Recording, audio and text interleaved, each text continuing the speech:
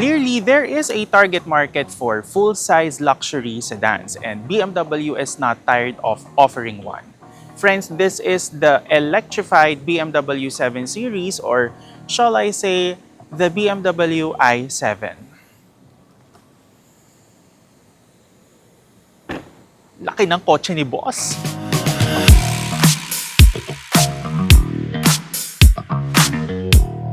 Sabihin ko talaga sa inyo, this is really a long car. Full-size sedan nga di ba? And take note, luxury sedan. Now, for the overall look of the car, it's gonna be a love or hate relationship when it comes to the design. But I clearly understand why BMW is taking this design direction, and it is because to get your attention. Dahil sabi nga nila, attention is the most expensive currency. What sabi? Here in front is you get large kidney grille. Napakalaki talaga. Alam mo, nakaka-intimidate siyang tignan sa una, pero magigets mo bakit Kasi ito yung kotse na pag nakita mo sa kalsada, syempre kailangan mapansin ka. Kailangan mapansin na isa kang executive, na hindi ka lang ordinaryong nilalang, na ikaw ay anak ng Diyos. Okay, so the kidney grille, syempre sobrang laki, di ba? Ang laki talaga niya, kidney grille, ganyan. Kapag gabi, umiilaw yan. Di ba? Pansinin ka talaga. And you have a lot of sensors sa may harapan. I like also the design dito sa may harapan niya, dito sa kanyang DRLs. But also you have BMW LED projector lamps here na talagang sobrang liwanag sa gabi, and also it's adaptive. Now, for the alloy wheels, it's got 21 inches. Pang sports car na po ang size niya. But the tires are also wide. So it's ready to tackle, some road imperfections. And when it comes to twisties, mga ganyan, talagang confident yung sasakyan. This runs on a run flat tire, Pirelli P0. So, kailangan po talaga pag may ganito kayong sasakyan, handa ang inyong pitaka. Technically naman, pag ganito yung kotse mo, talaga dapat deep pocket ka, di ba? At saka napansin ko nga talaga sa kanya, ang dami niyang sensor dito. Sensor dyan sa may front bumper, dito sa may side mo. Daming sensor. Sensor. Naninibago lang din ako sa itsura ng likod niya because the plate holder is now here. Dati kasi, usually, yung mga 7 Series na alam natin, dito yung plate holder niya. So, medyo nakakapanibago lang. Sabi ko nga sa inyo, love or hate relationship. But to be honest with you, I like the design. Now, of course, you have powered tailgate, huge trunk space for the G70. Tapos, kapag halimbawang na-flatan po kayo, meron ka naman ditong tire inflator kit. Yan. At bilang nakita na ninyo kung gaano kaluwag, parang ako, yung likod niya, ngayon naman, pasok na tayo sa loob. Di ba? Hands-free. Pintuan pa lang, mga 2 million na to. Alright, so this is where the BMW i7 shines. The rear seat space. Okay?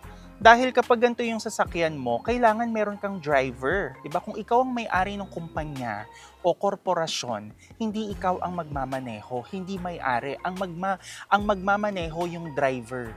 Siyempre, nakita naman ninyo ang pagpasok ko, talagang swift na swift, diba? At talagang bonggang-bongga. So, siyempre, sa pagsasara niyan, kailangan dipindot ka din. Diba?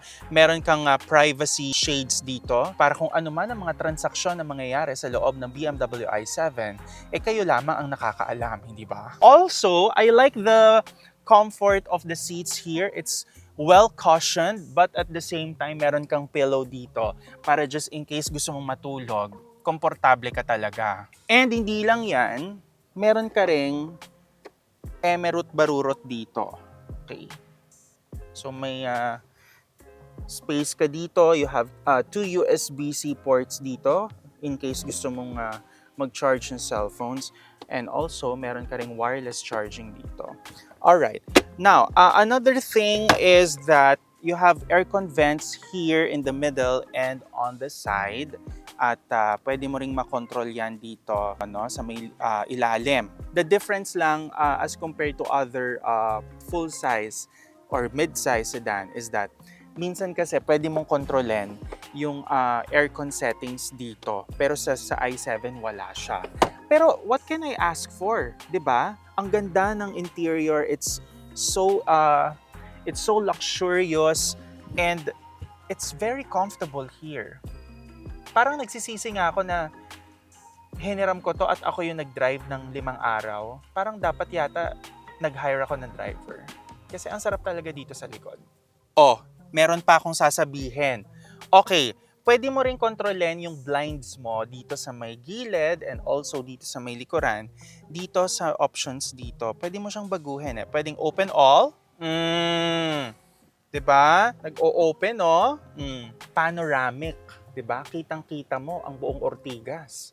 Kitang-kita mo ang kalangitan. Kunwari may transaksyon, gusto mo ng privacy. Close all.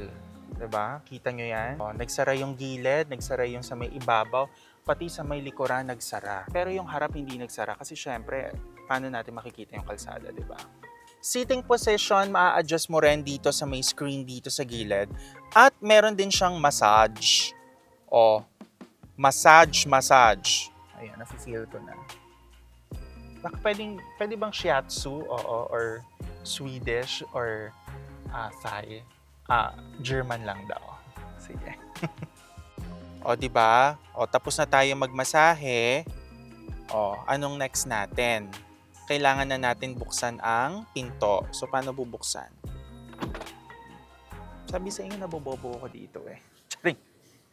Now, the BMW i7 is of course a full battery electric vehicle. So, syempre wala siyang makina. What you have is the motor, okay? So, dalawang motors ang nagpapatakbo sa ating BMW i7. The power in kilowatts is around 400 and the nominal torque is around 745 Newton meters. So, it's really mabilis. Ang bilis talaga niya, 'di ba? Ang bilis niyang pumick up. Now, as you can see, it's all covered here. Talagang executive ang dating. Pero syempre, pagdating sa electric vehicle, kailangan mo pa rin kasi talaga ng mga coolant, mga fluids, and also BMW requires you a once a year maintenance. Oh, sa Germany pa galing, W ang chassis code mo. O, di ba? Akala nyo passenger prince and passenger princess lang ang spoiled. Siyempre, kailangan spoiled din ang driver, di ba? O, sorry, nagsara siya automatically. Okay, hindi ko na kayo masyado i-tackle through on the technicalities of some stuff here because at the end of the day, ang bibili naman nito ay mayaman, okay? At siya ang magde-decide. Pero ikaw bilang driver, you are also spoiled here. Now, the dashboard is well thought of, very luxurious also. The physical buttons actually hindi mo na kailangan because it's all embedded in the theater screen of the infotainment system. Like for example, gusto mong i-control yung aircon, dito mo na yan makokontrol sa screen. You want to change the music or the navigation, dito mo na yan pipindutin. But what's really important for BMW is that it's also driver-centric. That is why meron kang rotary knob dito. Kasi sinisimplehan ko na nga yung mga terms eh. Kunwari gusto mo eto lang ang pipindutin mo dyan. 'Di ba? Volume, dito lang yan. Also, meron ka ring space dito. And you have 2 USB-C ports here just in case you want to charge your cell phones. Also, syempre meron kang mga RFID. Lalagyan ng RFID. 'Di ba? Yan, dito mo yan lalagay. 'Di ba? And also, the theater screen looks very clear and crisp and it's easy to understand. Now, the steering is also nice, 'di ba? Nakakapanibago lang kasi wala siyang hati dito eh. Pero it looks really good also. Now, if you want to change your seating position, dito mo yan gagawin. You just press this. 'Di ba? Ganyan. You want to change your seat heights.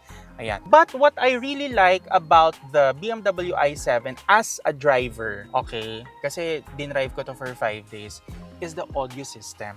It has the Bowers & Wilkins Diamond Surround Sound System. O di ba ang haba? Social kasi, Bowers & Wilkins. Hindi po tubig ha, Bowers & Wilkins. One of the best or leading audio systems na pang-sosyalan talaga. I like the crispness of the sound. 'Di ba? Talagang para akong nanonood ng theater sa power plant. Ganun kaganda yung sound, mga sis. You have wireless charging here and also cup holders dito na dalawa and also space meron pa dito. But overall, the BMW i7 is really a chauffeur-driven car. 'Di ba? It's meant to spoil the owner, no, or the passenger. Pero when it comes to drivers naman, syempre, spoiled ka pa din, 'di ba? I-drive na natin 'to kasi doon natin malalaman, 'di ba? Para kay Mr. CEO pag magde-decide na siya. Para kung si Mang Jun ang magda-drive ba o si Mang Jose. Drive na tayo. Let's go. Alright, so we are now driving the BMW i7.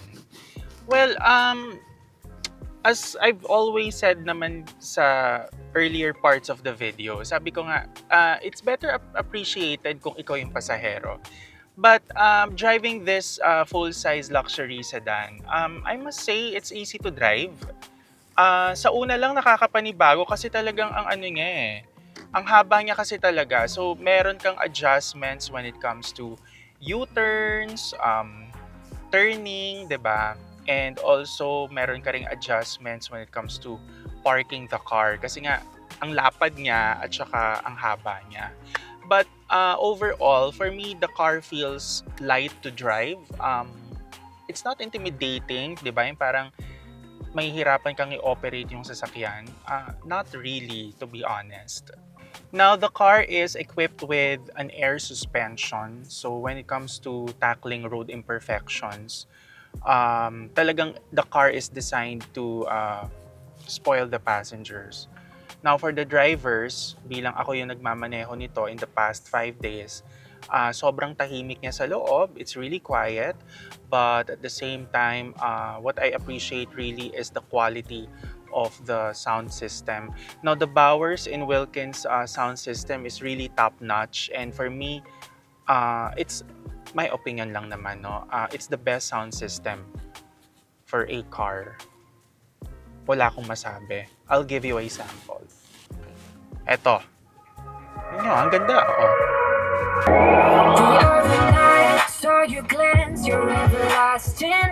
Ang ganda, di ba? Yung bass, buong buo.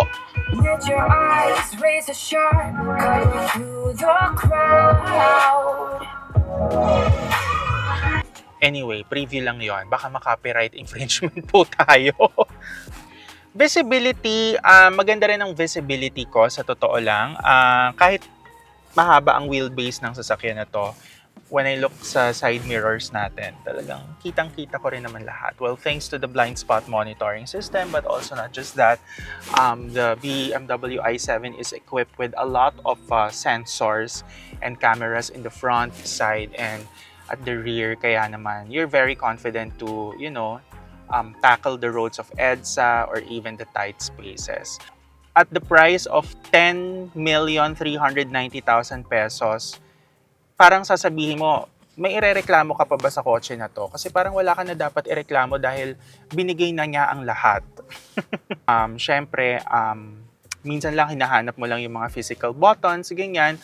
But I also understand the direction of BMW na everything is embedded or integrated dito sa kanyang theater screen. And I am not complaining because at the end of the day, it's really all about the accessibility and ease of use. And to be fair, madali naman siyang gamitin talaga.